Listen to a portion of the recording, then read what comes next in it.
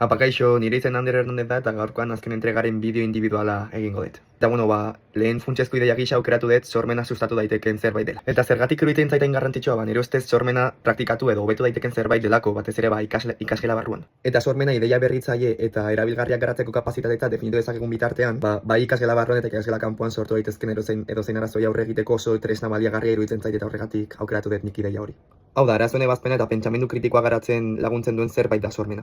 Horren bestez, nire kasuan pentsat, historiagile gisa, uste dut premia handia dakatela guzti hau garatzen laguntzeko ikasgela barruan, ze historia oso zabala da eta puntu ezberdin askotatik landu daiteken zerbait da. Eta nola, azken finean, historia ez delako matematika bezalako arlo bat, ezta? Historia alda ikuspuntu ezberdinatik hartu, alda roleplay bat egin, eta oso ikasgai transversala denez, adibidez, ikasle bakoitzak duen nahi hori landu dezakegu klase barruan, denen arteko elkarlana eginez, batek ekonomia arloko interesa baldin badu, beste batek politika arlokoa, beste batek gerra arlokoa, edo beste batek emakumen arlokoa. Beraz, nire ustez sormen hori garatzeko ikasgaia proposa da nirea behintzat. Eta aurre ikusten duten zailtasuna honekiko baita ere bada ikasle askok parte hartu nahi ez izatea, ze historia orokorrean bada ikasgai bat ikasle askok gustoko ez dutena, baina nire ustez honexegatik behintzat da jendeak ez du hartzen sormenaren aletikan eta bakarra irakasten da A, B eta C bezalako gauza batzuk. Bigarren ideiatzat niri behintzat oso garrantzitsua iruditzen zaidan zerbait aukeratu dut eta feedback positiboa eta argi bat eta garaiz ematea den ideia da.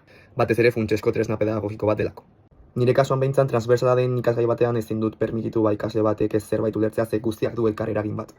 Beraz, motivazio intrinseko bat bultzatzeaz gain, gaitasun metakognitibo batzuk garatzeko ere ezinbestekoa iruditzen zait ideia hau.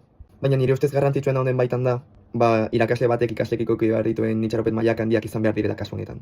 Eta horren bestez, ikasle batek zalantza bat duenean historian askotan gertatzen dela, ikasle horrentzat leku seguru bat sortzen zaitu behar gara eta inorrek ez duki behar inongo zalantzarik edo dudarik edo lotxarik edo zein galdera egiteko. Historia azken finean galderak egitea eta galderak erantzutea delako. Baina beti ere feedback argi bat eta garaiz emanda, nire arloan ikasle guztientzako leku seguru bat sortu nahiko nuke. Eta irakasleak beti egon behar gara galderak ahalik eta modu egokienean zuzentzeko edo erantzuteko edo feedback positibo edo negatibo bat behar denean ere garaiz emateko.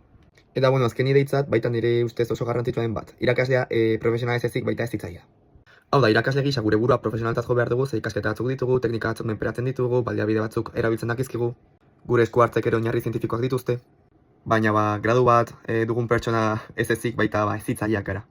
Ze gure helburua ikasleek heziketa integral bat jasotzea da. Ze azken finean ikasleak eta ikasgela barruan gertatzen den guztia orientatu, planifikatu, bideratu, basikamente klasean gertatzen den guztia kontrolatu behar dugu.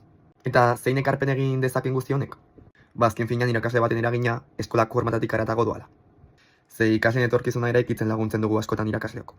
Horren bestez, nire buruz behintzat ez da lanbide bat bakarra, baizik eta gizatasun aldi handi bat eskatzen duen bokazio bat. Ikusten dudan zailtasun handiena honekiko, nire ustetan behintzat, ez hitzaile eta profesionalaren arteko muga hori ere zehaztea da. Zeren heziketa hain handi batean baita etxean egiten da.